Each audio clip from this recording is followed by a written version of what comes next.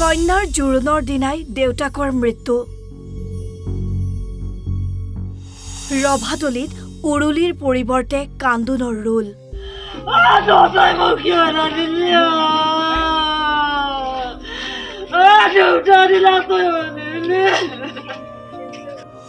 কন্যাদান কৰিব নোৱাৰিলে দেউতাক শান্তি দাসে বিয়াৰ দিনা ৰভাতলিৰ পৰা শ্মশানলৈ নিয়া হল পিতৃৰ মৃতদেহ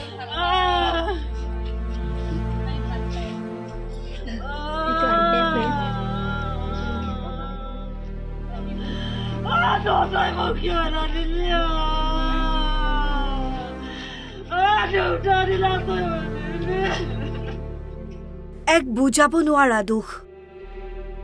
2 ডিসেম্বৰৰ দিনটো আছিল তেওঁলোকৰ বাবে এটা বিশেষ দিন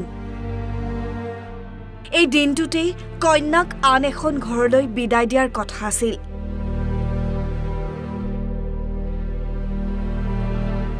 হৰভোগৰ কন্যা নিশিতা দাসৰ বিয়া ঠিক হৈছিল নলবাৰীৰ কৈঠালকুছিৰ প্ৰাঞ্জল বৰ্মনৰ সৈতে বিয়াৰ সকলো আয়োজন চলিছিল অতি দৰিদ্ৰ পৰিয়ালটোৱে কোনো মত বিয়াখনৰ আয়োজন কৰিছিল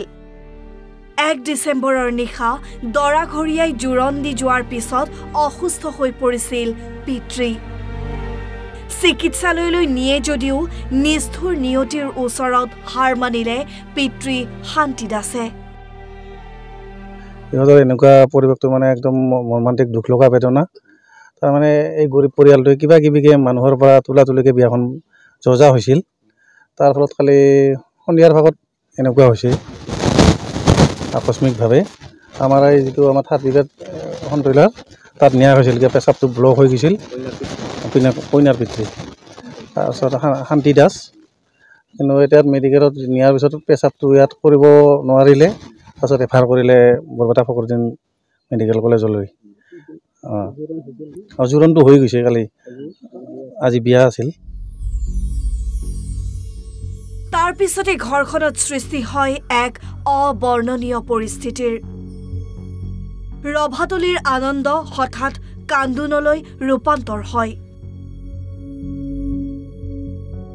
পৰিৰল কইনা নিশিতা দাসৰ বিবাহৰ ৰভাতলি কইনাৰ সাজ অভ্যৰ্থনাৰ বাবে ৰাইজক খুৱাবলৈ অনা খাদ্য পৰি থাকিল ৰান্ধনী ঘৰত বিবাহৰ দিনা পুৱা ৰভাতলিৰ পৰা শ্মশানলৈ নিয়া হল পিতৃৰ মৃতদেহ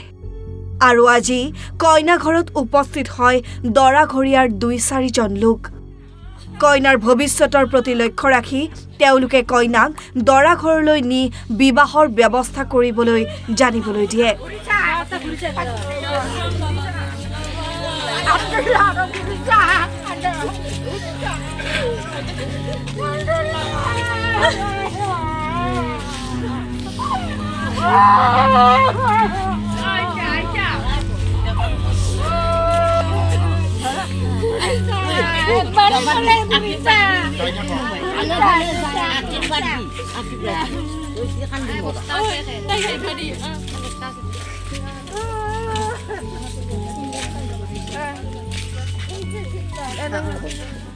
আমি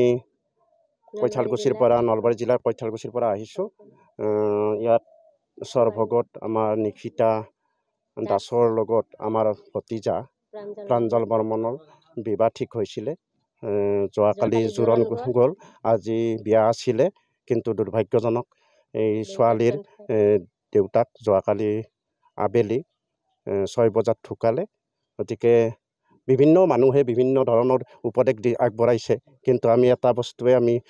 আগত লক্ষ্য ৰাখিছোঁ যাতে ল'ৰা কইনাৰ নাইবা ছোৱালীটোৰ ভৱিষ্যতটো ল'ৰাৰ ভৱিষ্যত চাই বিবাহখন সুকলমে হৈ যায় তাৰ কাৰণে আমি এই ছোৱালীৰ ঘৰ ছোৱালীজনীক নি আমি আমাৰ তাতে বিয়া ব্যৱস্থা কৰিছোঁ গতিকে যা যোগাৰ হৈছিল খানাৰ ব্যৱস্থা হৈছিল গতিকে ঘৰৰ প্ৰস্তুতি হৈছে কিন্তু এই সময়ত আন বেলেগ পন্থা নাই আমি ছোৱালীজনী আমাৰ ওচৰত নি তাতে বিয়াৰ গোটেই ব্যৱস্থাখিনি কৰা হৈছে গতিকে যাতে ছোৱালীজনীৰ ভৱিষ্যতটো ধ্বংস নহয় ল'ৰাজনৰো সংসাৰখন ভালদৰে যায় এইখিনি আমি এটা মানৱতাৰ খাতিৰত এইখিনি আমি আগবাঢ়িছোঁ কইনাজনীক আমি লৈ যাম লৈ যাই তাতে গোটেই বিয়াৰ ব্যৱস্থাখিনি কৰা হৈছে গতিকে ছোৱালীজনীৰ হয়তো কোনোবা আলহীৰ বিবাহ কন্যাদান কৰিব আৰু বাকী আমাৰো সেইখিনি থাকিব এইখিনি গতিকে যাতে এই এটা মাক দেউতাক নাইবা ঘৰৰ কোনোবা মৰিলেও যাতে ছোৱালীজনী এনেকুৱা হেৰিত ৰৈ যাব নালাগে গতিকে এটা ভালদৰে বিবাহখন ঠিক হোৱাৰ পিছত ল'ৰা ছোৱালী যাতে ইয়াত ভুগিব নালাগে সেইখিনি সম্পন্ন হোৱাৰ কাৰণে এটা আৰু সমাজত ব্যৱস্থা হ'ব লাগে এইখিনি বিয়াৰ আগদিনা দেউতাকৰ মৃত্যুৰ এই খবৰে অঞ্চলজুৰি শোকাকুল পৰিৱেশৰ সৃষ্টি কৰিছে বৰপেটা ৰোডৰ পৰা অৰূপ কুমাৰ দাস অসম লাইভ 24